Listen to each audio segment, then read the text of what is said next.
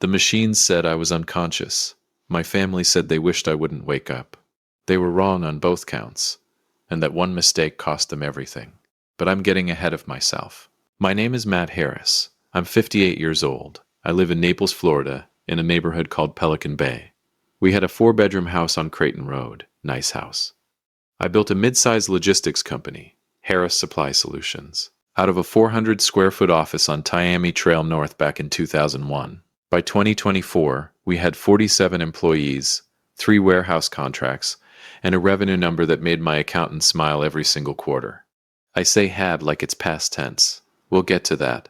My wife, Sandra, 54, had been with me for 32 years. We've been married for 30. My son, Carl, 28, worked loosely in the business, which mostly meant he forwarded emails and attended the Christmas party. My daughter, Eva, 25, lived 20 minutes away in East Naples and called me every other Sunday, usually when she needed something. And Adrian Cooper, 35. Sandra had gotten pregnant by a high school boyfriend named Cooper. They never married, and though the guy hung around the fringes of Adrian's life, he was never a real father, couldn't hold a job, didn't pay a dime, and Sandra had sole legal custody. When I met Sandra, she was a 22-year-old single mother trying to raise a 4-year-old boy on her own, and I fell head over heels. We were young, broke, and desperately in love. We got married 2 years later. Right around the same time, I was risking everything to start Harris Supply Solutions. I raised Adrian from the time he was 6, treated him like my own flesh and blood, and because his biological father was still alive, we just never did formal adoption paperwork. He kept his last name, but I eventually made him my VP of operations. I trusted that man with everything. I mean that literally. I'll come back to all of them. It was a Tuesday in late August, when everything changed. I'd had a long meeting at the office, our Tamiami Trail location, 3rd floor, the one with the broken AC that I kept telling Carl to get fixed and he kept not fixing. The kind of thing that shouldn't matter but somehow always does in hindsight. I left around 9:40 p.m. I remember checking my phone at a red light on US 41. Sandra had texted, "Dinner's in the fridge." The last thing I remember is the green light turning, pulling into the intersection, and then nothing. A pickup truck ran the light doing about 55. Hit the driver's side dead on. The paramedics said I was lucky to be alive. They said my seatbelt saved me. They said a lot of things I wasn't awake to hear. I woke up, partially, 3 days later. And I wish I hadn't. Welcome to Dad's Raw Revenge. Hit that like button. Drop a comment below letting me know where you're watching from. This story is going to take you somewhere. Here's the thing about being in a coma that nobody tells you. It's not like sleep. It's more like being locked in a room with no light and no door. You can hear sounds, voices, the beeping of machines, and almost everything happening around you. But you can't open your eyes. You can't move your hand. You're just there, trapped inside your own body, listening. Naples Community Hospital, ICU, 3rd floor. I know because I heard a nurse say it. The first voices I recognized were a doctor's and Sandra's. Day 3, I think. Mid-morning, judging by how loud the hallway was. "Mr. Harris is stable," the doctor said. "His brain activity is improving. We're cautiously optimistic, but he could be unconscious for another week, possibly 2. We'll continue monitoring." "And if he doesn't improve?" Sandra asked. "Then we'd revisit the conversation about care options." "What kind of options?" That was Carl. He was there too. "We could look at transferring him to a long-term acute care facility, and depending on how things progress, we'd discuss whether to pursue further aggressive intervention, ventilator support, resuscitation, that kind of thing." A pause, and then Sandra said it, calm as a woman ordering coffee. "He always said he'd hate being kept alive by machines. If it comes to that, if his heart stops, I want to sign whatever order means you don't bring him back. The DNR, or whatever it's called." I felt my whole chest cave in. "Did she just—" "He told us himself," Carl added quickly, almost like he'd rehearsed it, "that if anything like this ever happens, he never wanted to be a burden. That's just who Dad is." "I never said that. Not once in my life. How would anyone know this would happen to them?" "He's 58, Sandra continued. "He's lived a full life. He cares so much about everyone else. He wouldn't want us suffering through this. 58 is a full life." She said that. My wife of 30 years looked a doctor in the eye and said 58 is a full life, like she was describing a houseplant that had run its course. I heard the distinct sharp click of a plastic pen cap. She signed the formal DNR papers right there at my bedside. I couldn't speak, couldn't move, couldn't do a single thing except lie there and listen. Don't react, don't move, just listen. That thought probably saved my life more than the seatbelt did. They came back that evening. All four of them this time. I heard the door open, heard the chair legs scrape across the floor, heard someone crack open a soda. I'm almost certain it was Carl, because of course it was. Eva spoke first. He looks the same. He's stable, Sandra said. Doctor thinks maybe another week. Another week, Eva sighed. Not a sad sigh. An inconvenient sigh. I have stuff going on, Mom. I can't keep driving out here every 2 days. Stuff going on. Your father is in the ICU, and you have stuff going on. Nobody's asking you to, Carl said. Ava stopped. He was never there for any of my stuff, so I don't know why I should rearrange my whole life for this. There it was. Ava, Sandra said softly. Not a warning, more like a reflex. I'm serious. Every school play, every graduation thing, he was always working. Always some meeting, some client, some deal. Now we're supposed to drop everything. She's not wrong about the work. She's not wrong. But I was building something. For them. For all of them. Adrian spoke for the first time. His voice was steady, measured, the way it always was in board meetings. He made it clear he didn't want to be a burden to anyone. I think we respect that. Exactly, Carl said. Then quieter. Besides, once the estate clears, the trust starts paying out. I looked at the folder in his study last year. I know what my share is. I'm 28. I've been waiting, Carl. Sandra cut him off. What? I'm just saying, not here. Silence. Once the estate clears, the trust starts paying out. I looked at the folder in his study last year. My 28-year-old son, had been rifling through my private papers and had already penciled my death into his financial calendar, while I was lying 3 feet away, on a line item, my maturity date on a bond. I cannot describe what that feels like. I won't even try. Over the next 4 days, I heard things I will never unhear. I heard Carl on the phone. I think he stepped just inside the doorway, thought I was too far gone to matter. Telling someone, yeah, he's not waking up. Few more days, probably. Listen, can you look into some properties in Bonita Springs? I'll have liquidity soon. Liquidity. His father. Liquidity. I heard Eva tell Sandra she thought the Creighton Roadhouse was too big for just one person, and that Sandra should think about downsizing after. Just after. Like I was a seasonal event. I heard Adrian. Quiet, efficient Adrian. The man I promoted. The man I took to Dolphins games. The man I lent $20,000 to in 2019, because family helps family. I heard him tell Sandra, and I'm quoting directly, the sooner we settle the estate, the cleaner this is. I can manage the transition at Harris Supply. I know where everything is. I bet you do, Adrian. I didn't know yet what I meant by that. Not fully, but something cold settled in my gut and just stayed there. Sandra said, let's not rush. Adrian said, of course. I just want to be ready. Of course you do. Day 7. August. Naples heat even through the hospital walls. I opened my eyes. The nurse screamed, in a good way, I think. She called for the doctor. There was noise, light, the sudden chaos of people who weren't expecting to celebrate. The doctor came in, ran his checks, started asking me questions. What year is it? Who's the president? Can you squeeze my hand? I answered every one. And when Sandra walked through that door 20 minutes later, her face did something complicated. There was relief in it. I want to be fair. There was. But underneath that, something else flickered. Something that disappeared so fast I almost convinced myself I imagined it. Almost. She hugged me. She cried. She said, I was so scared. I held her back. I said, I know. I'm so lucky to have you.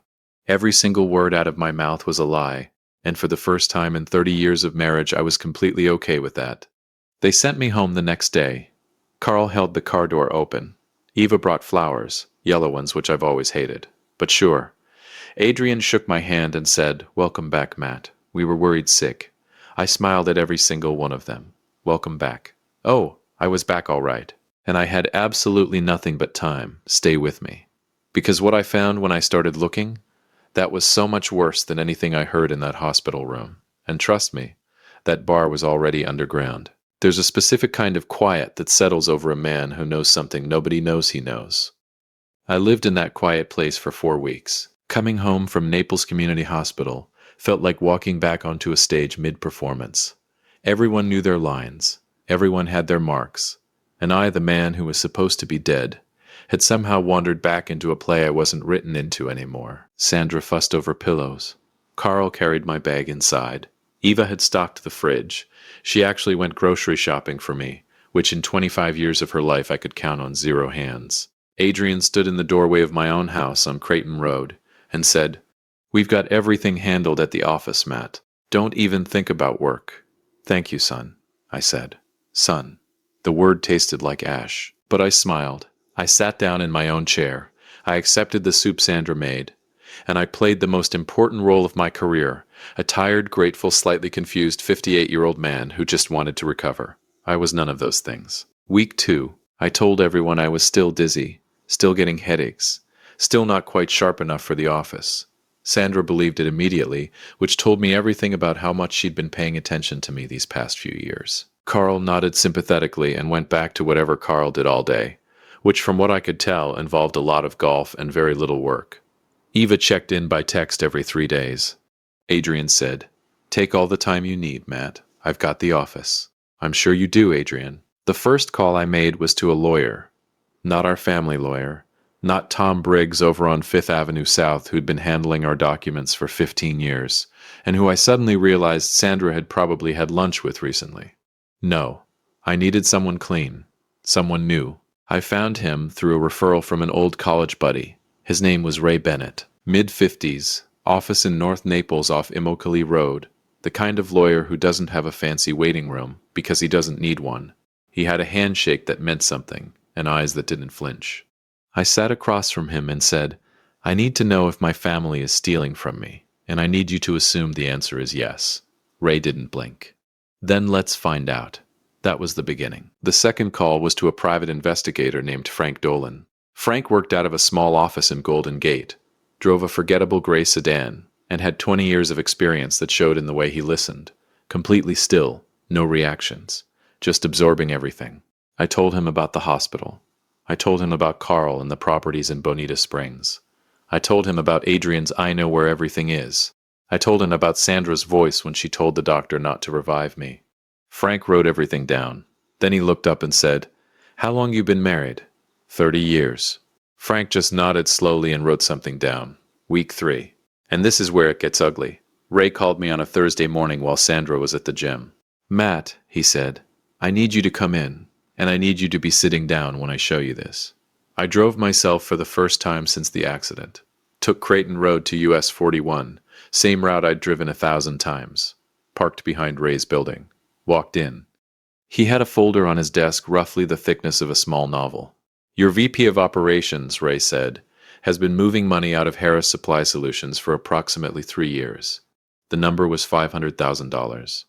$500,000. Siphoned slowly, carefully, through a combination of inflated vendor invoices, ghost expense accounts, and transfers routed through a shell account Adrian had set up under a company called Cooper Logistics LLC, registered in Delaware, invisible unless you knew to look." "He's your stepson?" Ray asked. "Yes." His reasoning, and this is documented in some internal communications we recovered, is that he was, quote, "securing himself in case the will didn't include him.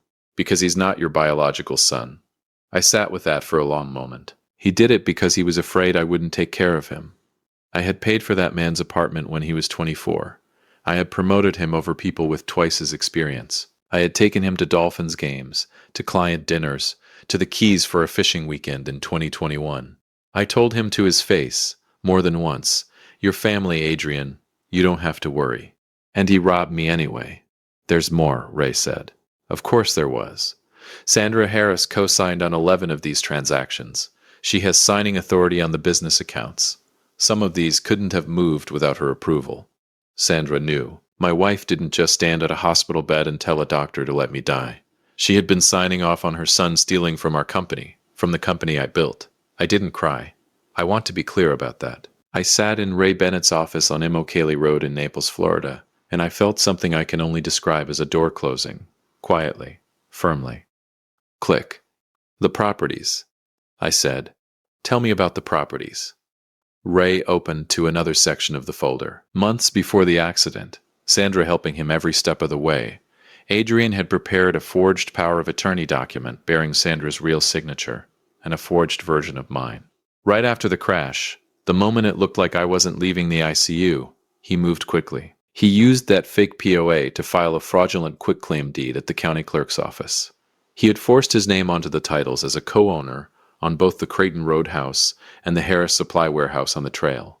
He moved quickly. Ray said. He had this ready. He was waiting for the right moment. Can we reverse it? Yes. Our documents analyst has already confirmed the signature on the POA is a forgery. The handwriting analysis is airtight. I've prepared the lawsuit to freeze both properties and strip his name from the deeds entirely. He paused.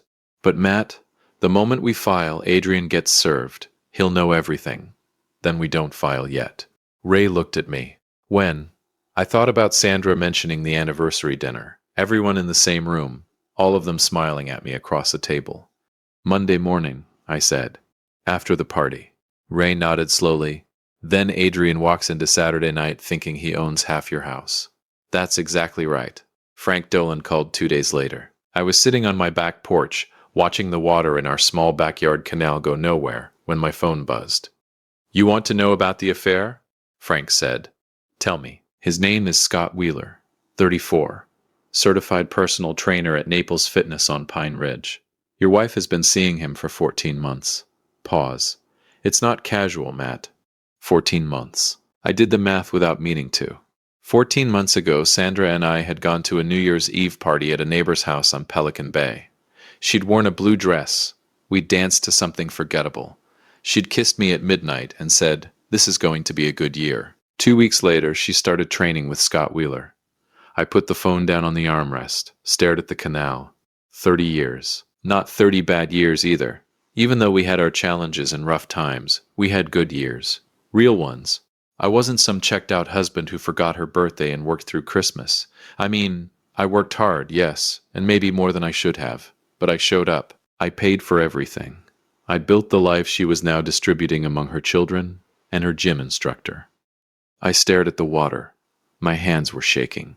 A cold, violent wave of nausea hit me so hard I had to grip the porch railing just to stay upright. I wanted to scream until my lungs burned. I wanted to walk inside and smash every plate in the kitchen. But I forced my breath down. I closed my eyes until the shaking stopped. If I broke now, they wouldn't just get my money, they'd win. Keep moving, Matt. There was one more piece I needed. I reached out to an employee named Glenn Ferris. Glenn was 44, sharp as a tack. He's been working in our accounts department for 6 years before Carl, in one of his rare exercises of actual authority, had him demoted over a personality conflict, meaning Carl didn't like being corrected and Glenn had the nerve to do it twice. Glenn agreed to meet me at a coffee shop on 3rd Street South in downtown Naples. He showed up 5 minutes early, ordered a black coffee, and when I walked in, he looked at me like a man who'd been waiting a long time to have a very specific conversation. I knew something was wrong with those vendor accounts, he said before I even sat down. I flagged it twice. Carl told me I was overstepping, but it wasn't Carl running it. It was Adrian. And your daughter, Eva. I paused, a coffee cup halfway to my mouth. Eva. Adrian was routing the cash through Cooper Logistics LLC, Glenn said, sliding a thumb drive across the table. But look at the secondary payouts. Adrian was cutting monthly checks directly to Ava's design boutique. It was a kickoff. She discovered what her mother and Adrian were doing a year ago, and instead of telling you, she demanded a cut to keep her mouth shut. She's been funding her entire life with your stolen revenue. Glenn became my inside man over the next 10 days. He had records, personal backups he'd kept, because Glenn was exactly that kind of thorough. That helped us reconstruct the fraud timeline with surgical precision. Dates, amounts, approvals, the whole chain. Every transaction that Adrian moved and Sandra approved, documented and cross-referenced. $500,000. 3 years. 43 separate transactions. All while I was driving home late from Tamiami Trail, thinking I was building something for my family. I was. Turns out I was building it for them to take. By the end of week 4, here's what I had. Sandra, affair with Scott Wheeler, 14 months. Co-signed on Adrian's fraud. Helped forge the power of attorney. Told the doctor not to revive me. Adrian, $500,000 stolen over 3 years.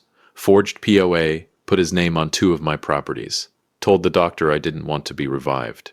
Carl didn't know about the affair or the fraud, but sat in my ICU room and talked about liquidity and Bonita Springs properties. Wanted the trust fund. Told the doctor his dad didn't want to be a burden. Eva knew about the fraud, demanded a monthly kickoff to stay quiet, and lied straight to the doctor's face. Ray had the property lawsuit locked and loaded, sitting in a drawer ready to be filed Monday morning. Adrian had no idea. As far as he was concerned, he co-owned my house and my warehouse, and I was home eating soup and watching TV. Let him keep thinking that. He had about 6 days left to enjoy it. I cleaned out our joint personal savings account. $800,000, Sandra thought I never looked at. The account where I'd been parking my corporate distributions for years, and moved every cent to an individual account at a completely different bank. Completely legal. My money, my signature, my name on the distributions that had built that balance in the first place. I also had a new will drawn up. The old one was generous. The new one was educational. Here's what I want you to understand. I'm not a vindictive man by nature. I'm a logistics guy. I like things organized, sequential, efficient. I like problems solved cleanly with minimum waste. What I was planning wasn't revenge in the Hollywood sense. It wasn't rage. It was logistics. And I had one final delivery to make. Our 30th wedding anniversary was 6 days out. Sandra had already mentioned, cheerfully over dinner one night while I smiled across the table at the woman who'd signed my company's money over to her son, that we should do something special. Absolutely, I said. Let's invite everyone. Make it a real celebration. She smiled, reached across the table and squeezed my hand. I squeezed back. Every single one of them was going to be in the same room, and they were all going to get exactly what they deserved. If you've been listening for a while, drop your thoughts in the comments. Hit the like button while you're at it, and be sure you're subscribed. Nobody throws a party for a dead man walking. But that's exactly what my family did. Sandra planned the whole thing herself.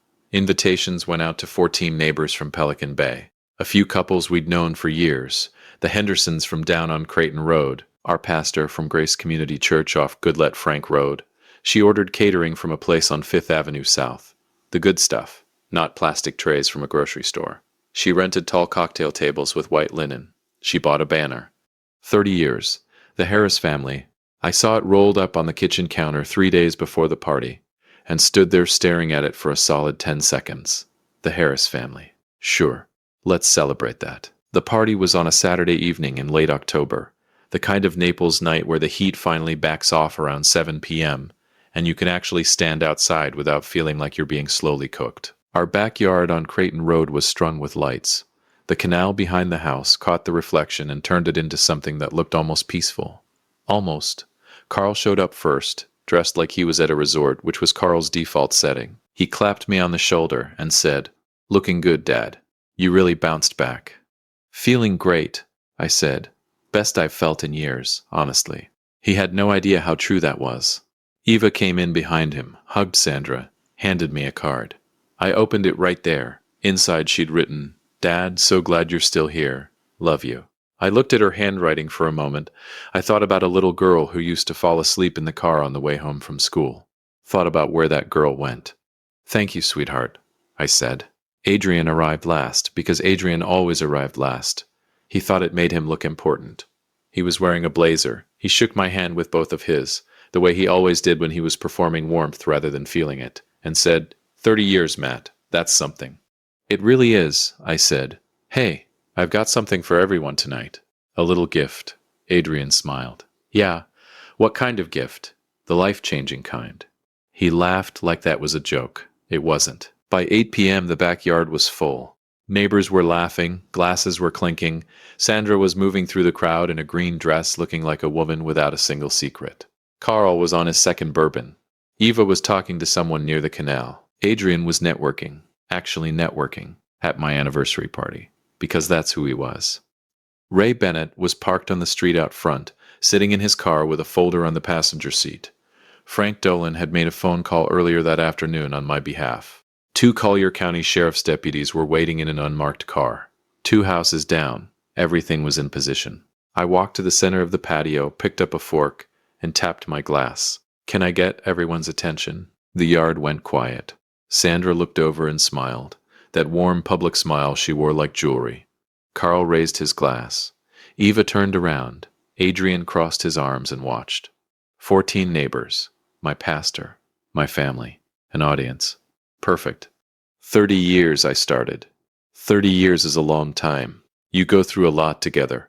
You build something. You sacrifice. You make choices every day that you hope, you trust, are worth it. People nodded. Someone said, "That's right." Nearly dying has a way of clarifying things, I continued. When I was lying in that hospital bed at Maples Community, I had nothing to do but listen and think and remember. Sandra tilted her head slightly. The smile stayed, but something shifted behind her eyes. There it is.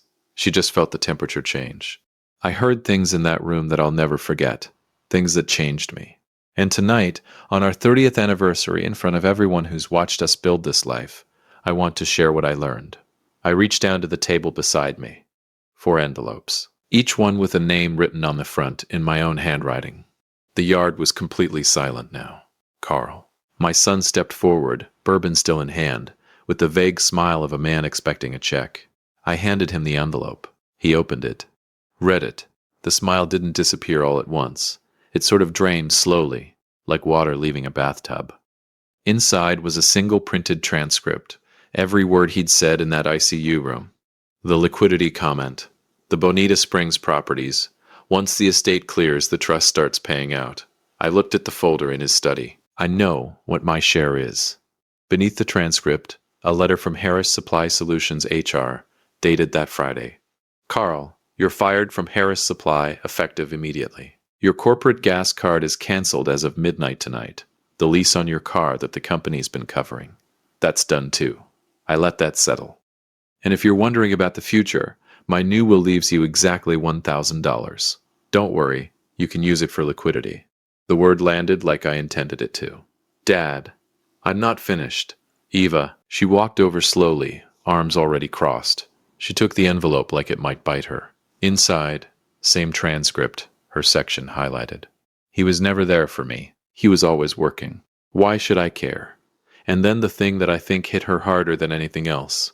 A photograph, printed on plain paper. Hospital security footage timestamp. 4:47 p.m., day 3. The exact moment she told the doctor her father was suffering and should be let go. Eva looked at the photo. Looked at me. Dad, I didn't mean... Eva, my voice was steady. You meant every word. And you knew about the money. I let that land. You knew and you said nothing. Her mouth opened. Nothing came out. My name comes off your apartment lease cosign as of Monday morning.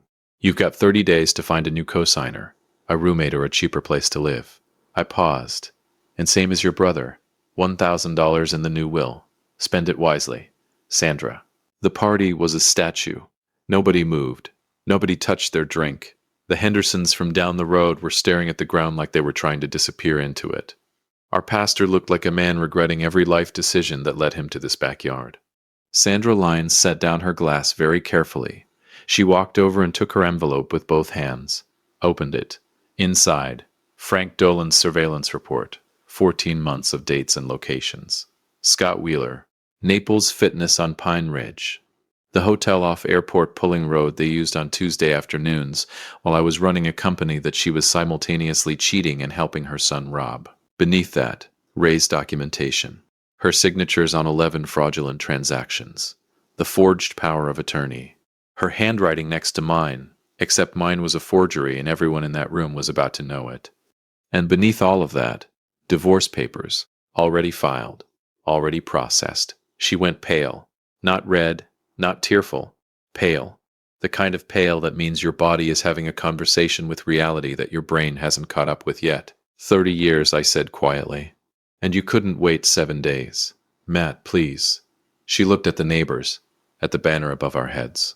30 years, the Harris family. You told the doctor I was 58, and that was a natural time to die. I wasn't shouting. I want to be clear. I never raised my voice once that entire night. I didn't need to. You signed documents that stole $500,000 from the company I built. You helped put another man's name on my house while I was unconscious. I paused. My lawyers filed the divorce papers on Friday.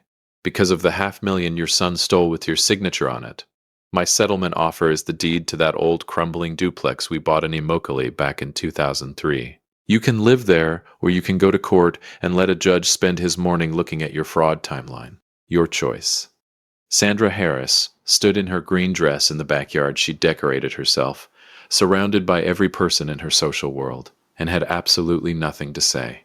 Adrian. He hadn't moved from his spot near the edge of the patio. He was very still. The blazer suddenly looked like a costume. I didn't hand Adrian an envelope. I just looked at him. Your biological father couldn't be bothered to raise you, leaving your mother with sole custody and nothing to her name, I said. I married her when you were just a 6-year-old kid, and I gave you a real home, a father's love, and eventually the keys to my company. I promoted you. I lent you money. I called you son. My voice stayed level, but something underneath it could have cut glass. And for 3 years you stole from me. $500,000. 43 transactions. And when I survived, you were annoyed. Adrian's jaw tightened. Matt, whatever you think you have, I don't think anything. I know. Ray filed the criminal complaint for identity theft and deed forgery with the Collier County Sheriff's Office yesterday morning, I said. The warrant was signed at noon today. I looked toward the side of the house. Come on in. 2 deputies in plain clothes walked through the gate. The yard made a sound I can't fully describe. A collective intake of breath. Someone knocked over a glass. Carl took a step backward like he could physically distance himself from what was happening. One of the deputies said, Adrian Cooper? Adrian looked at me one last time. Something in his face cracked. Not remorse. Not quite. More like the specific devastation of a man who gambled everything on a man staying dead. You loved me like a son, Adrian said. Low. Almost a whisper. But it didn't feel like it, he added. I did, I said. That part was real. They walked him out through the side gate. The backyard watched in total silence. Sandra had her hand over her mouth. Carl was staring at his shoes. Eva was crying, real tears. Finally, though I couldn't tell you exactly what they were for. I picked up my glass from the table, looked around at the neighbors. I want to thank everyone for coming tonight, I said. I mean that genuinely. You should eat. The food's excellent. I picked the place myself. A few stunned faces. As for me, I drained the glass, set it down clean. I'm 58 years old. I've got 30 good years left minimum. I've got a company that's still standing, a foundation in my mother's name. And for the first time in a long time, I buttoned my jacket. Not a single person in my life who doesn't deserve to be there. I walked through the house, out the front door, into the warm Naples night. My car was packed, had been since Thursday. I pulled out of Creighton Road for the last time, turned onto US 41 and headed north. My phone buzzed once on the seat beside me. Sandra. I didn't answer. 3 minutes later I pulled over, typed one text, and sent it. I heard every word. Then I put the phone in the glove box, rolled the windows down, and drove. They wanted me dead. Instead, I gave them something worse. The truth. In front of everyone. You wanted the inheritance? You got exactly what you earned. If you enjoyed this story, hit that like button, subscribe, and drop a comment below.